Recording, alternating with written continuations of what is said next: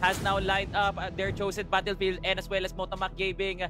And there goes a Mexico ban. Binana kagad ng Motomac kasi alam ng Motomac na may eagle eye na baon ng SGJ. We go support Ankara and then lastly Black Widow. And what an opportunity it would be for Motomac to truly expose SGJ's chances in making it alive here at Ankara.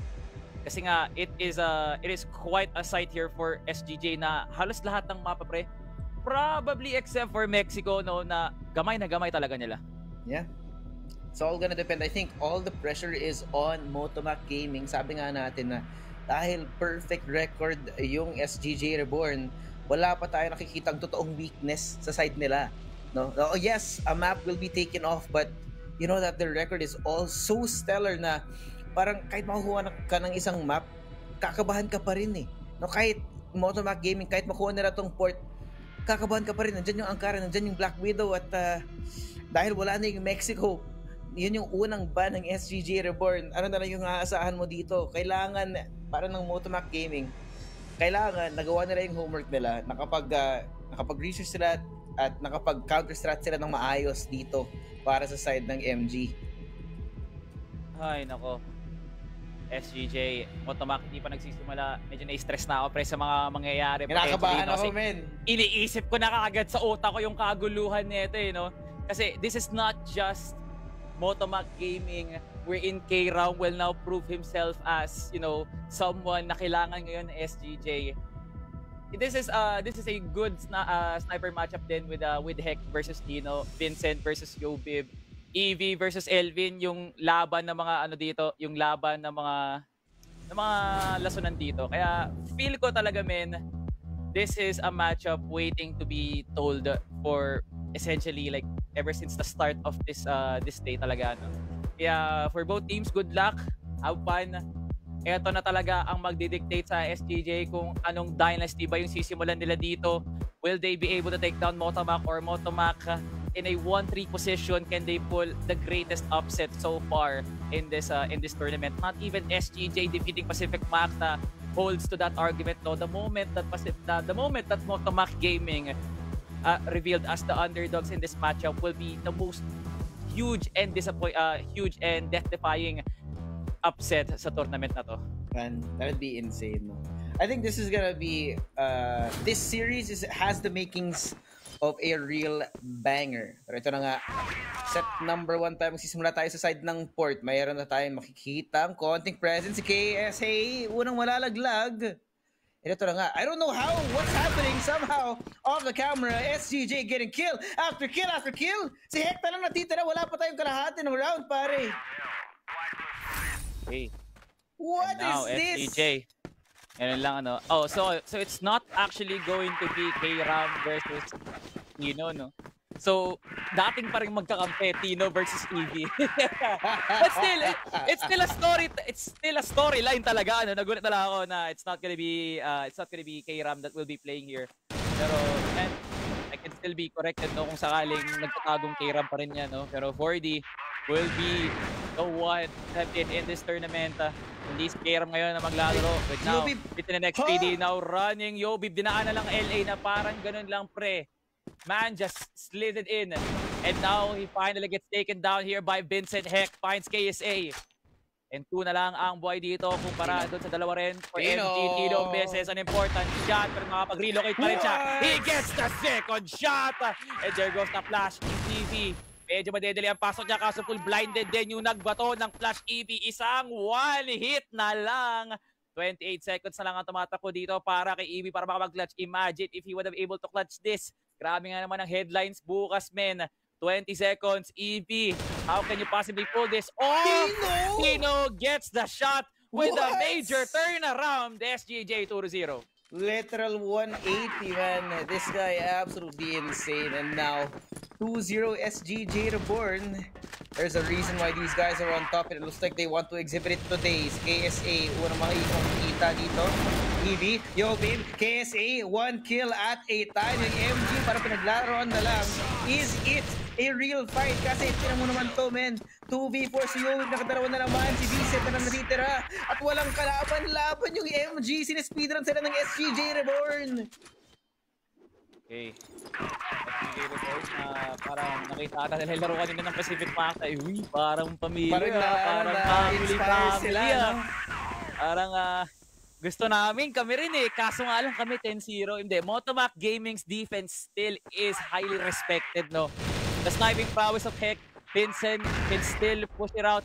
X3D, dating miyembro ng Gaon Gaming, pero now wreaking havoc here for Motomac as he now started off with a kill over to Elvin.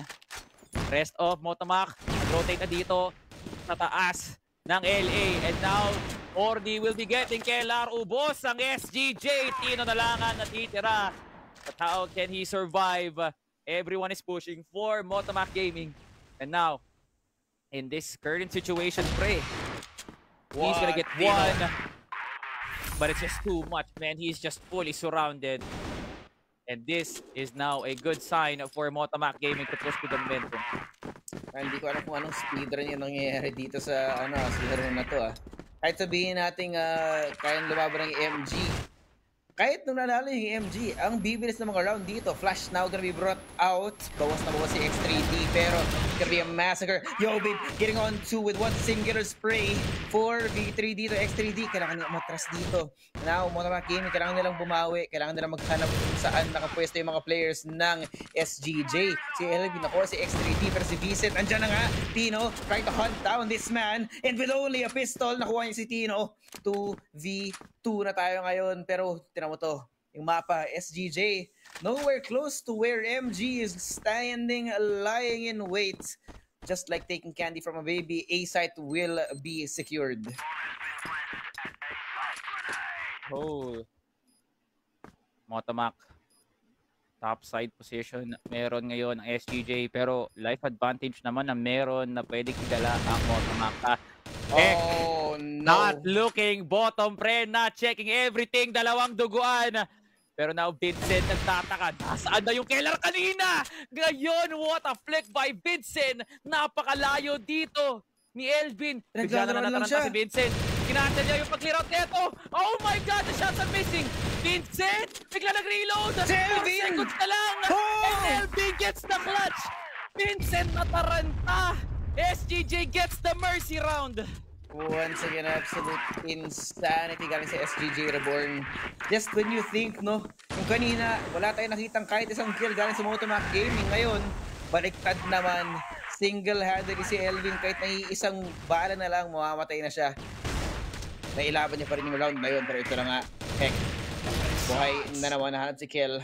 Yobi bumabawi ngayon. 4v4 si VESGJ. Nagbagal ulit. Ngayon, Motomac, pag-isipan nyo saan ba talaga pupunta yung SGJ Reborn dito kasi all the pressure is on you. Okay. Without Vincent, wala na rin dito. Okay, also gonna get taken down here.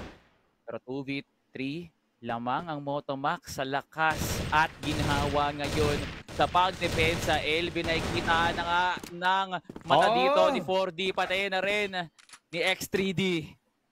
Ngayon, isa na lang. Tino once again. Kanina pre, 1v5. Ito 1v3. Kaya nga ba ni Tino ang El Capitan ng SGJ? But with Motomac having the numbers advantage, especially them having the wraparound of Tino, they could set up the flank play, man. Magiging palaman to si Tino, maya't maya lang. Pero tinan mo kung gaano kadisiplin at gaano kalmado ngayon ang Motomac Gaming. 58 on the clock. Running time pa rin ang Motomac. At tinutulak na lang nila si Tino, palayo talaga mismo ng site. Kahit wala silang presensya masyado na malapit kay Tino. And they are just buying off some time. Yeah. 40 seconds, I don't know There's still a possibility. Makikita mo dito si Tino lang yung lawan dito. Si Heck, makikita. Not gonna be connecting the shots. Wala. Nades out, flashes out. They know where he is. Nag-rotate na sila. Yan ang si Heck. Clean it up.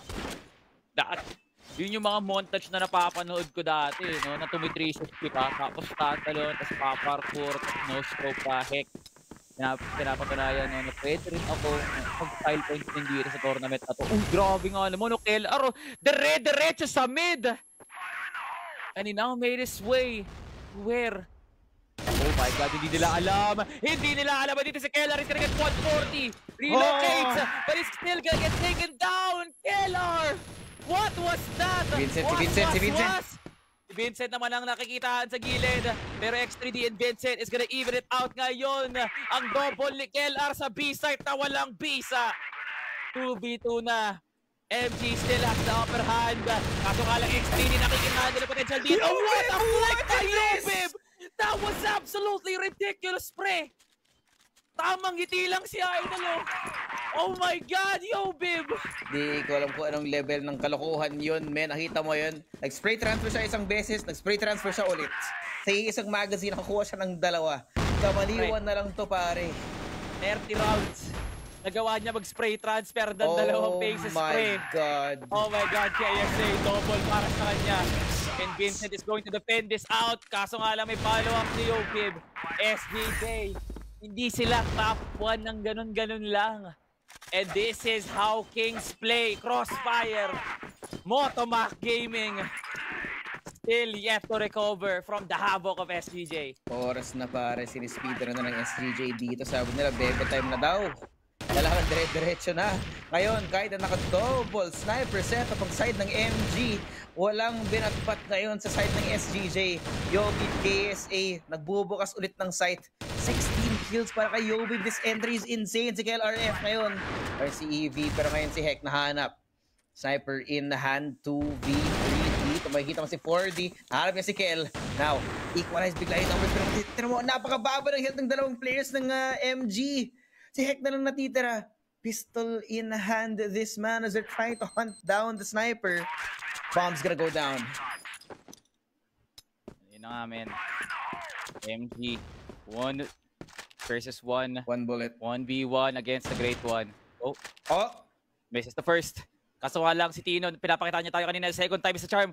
Sniper versus sniper. Sino ang mas angat? Sino ang mas malupit? Parang face up lang to, pre. Parang face up lang to. Sino ang mas pogi? Sino ang mas angat? Sino ang mas malupit? Pero naglabas ng Colt dito si Tino. Heck now defusing. He's gonna stick it! He's gonna stick it! He's sticking it! Pros don't fake the Suave. Heck defuses it. We go to second half. Coming out from nowhere just when you think it's over. Grabe yun, pare. Isang bala ka lang. Kaso hindi siya nakahanap ng bala na yon. 6-3. Yes, SGJ Reborn have so many points in favor of them. Pero ngayon, yung Motomac Gaming, now, they're gonna be put in the driver's seat. Sa kanila naman magdedepende yung pag-usad ng ating mundo. My God. Totoo nga pala talaga na pros don't fake. Partida wala pang speed kit yun. Wala nga, dire-diretso lang siya. Partida wala pang speed kit yun. So, that is a huge W para sa Motomac Gaming, no? It was Heck. Parang nagdadasal siya sa isip niya, no? Sana hindi tumama, sana hindi mag-collat, sana hindi mag-wallbang. Grabe nga naman. And now, SPJ on defense. Kung tingin mo mas nakakatakot sila, kanina nung opensa sila, merong niluluto ngayon ng SPJ. Oh boy. Elvin, lumalason, kaso nga lang, nabasa agad ni EV. And 4v4. This is looking pretty kind of bleak here for Motomac Gaming with down Vincent and as well as XPD EV injured. Lahat ng pwesto dito na inoccupy ng SGJ. Healthy pa sila. He's gonna walk into it, pare. Kita mo to, si EV, if he walks right into kill, it's gonna actually go insane. Binitawan niya yung agad, nahanap niya si Heck. Now, location found by EV. He has to be careful. Napakababa ng health niya, nasa kanya pa yung C4. 3v4 ngayon yung katayuan natin with 1 minute still on the clock. Yung MGD nila alam kung saan sila mag-a-advance, saan site sila lalapit. And here, this ganda ng pwesto. Alam ni EV, ayaw niya talaga bitawan though. 3v4. Looks like SPJ is going to wait for the entering Motomac, no? Parang papasok na lang talaga sila, pre. Kaso nga lang Motomac Gaming, hawak-hawak na ni X3D pati ni EV yung tagiliran delay kasi tumatagas na talaga yung dugo eh. SGJ, isang buga na lang ng hangin o kaya paluin ng nila ng magazine ng Empor yan eh. Ayan na. Walang, eto na, pasok. Hindi nila alam, naririnig na ni Kellar. There goes the wall, bang! Kasali si Tino, hindi niya rin alam kung nasaan si EV as he clears out LA all of his own. 2v3. NMG miraculously fake sight. But out Pero of this is nowhere. This is KSA. That was a play by X3D. And as well as EV. Oh, Yobib no, gets Yobib. EV. Ngayon, Yobib. kayo tumesting kay Yobib! What was that? Was. SGJ on the back of Yobib.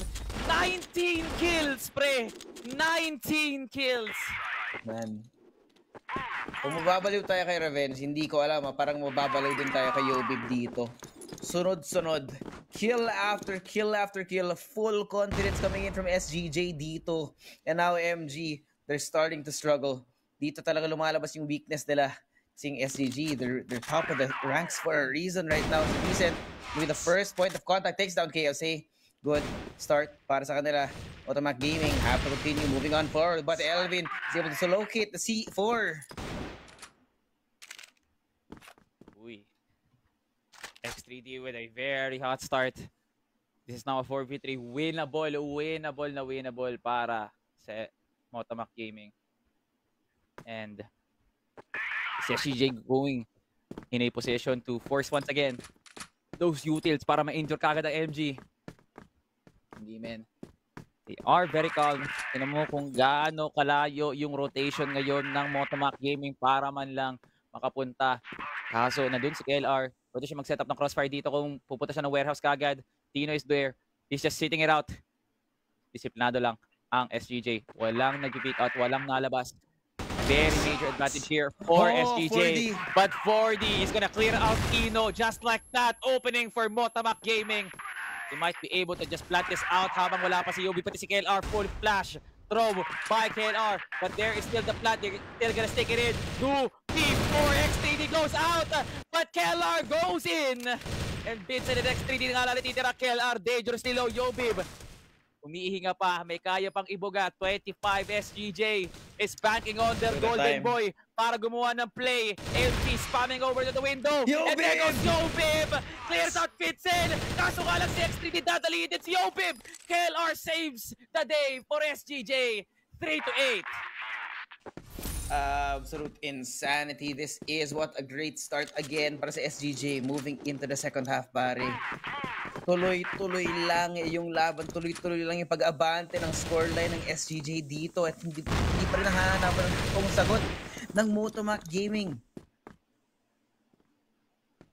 And man, Tino just calling every shot that works. Nakita mo ba na Motomac Gaming? Was there any signs of life from them? Was there any form of change galing sa kanila? There's nothing that Motomac can do in this situation. SGJ in an 8-3 position then. My God. My It is God, now indeed. looking kinda strong now for SGJ. Elvin, CA play. Nakabanday lang kay X3D. Ito naman si X3D, no? Patentero lang. Left, right. Kala mo naglalabas ng code dito, no? Oh, crouch pa. XG fan ka Sabay ba? baba ng ladder. Ay, now. Left, right. Kaso nga lang, di na nag-commit si X3D, Ben. Iba yung ihip ng hangin, Ben, eh. Hindi ko alam kung paano nakukuha ng timing ng SGJ yung mga gantong mga bagay, ano. Tuwing nagbabago ng isip yung MG, biglang nagkakaganto. Si Elvin na naman, nag-spray down kay Vincent, pero ito na kasi X3D. Nandiyan na yung trade, si Tino nakaantabay dito, nakabantay sa A-site. Alam niyang nandito yung presensya ng MG. KLRF, hindi nakatingin si X3D sa kanya. And now, the high-low setup works out. 4D coming in from behind. Double kill nga para sa kanya. Pero ngayon, 3v2 na lang. KLRF and Yobib up against EV and Heck. Duo versus duo. The C4 yet to come down. Yung oras na uubos si Yobib. Still continuing on his reign of terror right now. Yung MG, isa na lang natitira dito. EV, ano magagawa mo? Wala. Yobib continues on his murderous spree. Yobib, kung ano mang baby time ritual ang ginawa mo, kung ano man ang pinakain sa'yo ng SGJ management. Kung ano man yung skincare routine na binigay sa'yo. 23 kills. Pagsabahin mo yung kills ni KLR, pati ni KSA, hindi pa rin sapat. Wala pa rin. Dapat kay Yobib pa yung crossbar niya eh. Dapat hiwala yung crossbar ni Yobib eh. Kasi masyado atang maduga to eh. Okay lang, hindi naman yata Kasi tayo aabot na magiging kalaban natin ang yan. tanging makakatalo lang kay Yobib is si Yobib mismo. Si Yobib yung nagbibigay ng assignment sa teacher. Si Yobib yung nagbibigay ng ticket sa MMDA. Oh my God! Salvatore! Hindi ko alam kung anong kabaliwan yung napapanood natin ngayon, pero si Yobib talaga. This man fully activated 360. It's like he can feel, smell, everything. All his senses activated here. Si Hek na lang natitira. 3v1 na lang. Paano ka makakatakas dito, Hek? Wala sa yung C4. Wala sa yung kahit anong utility para makatakas. Ang hawak mo na lang iisang pistol kasi paano ka makakabawi? Tino na lang mga kaibigan. SGJ with a 10-3 win over Motomac Gaming. Easy. All shot easy. Men, si SGJ. Men, Grabe, nonchalant nga. Ay, kita may likod ni Yobi, pare. Yan daw, nag-aantay na ng bebe time. Ayun yung ano, pre. Ayun yung, alam mo yung fist bump lang talaga yung reaction na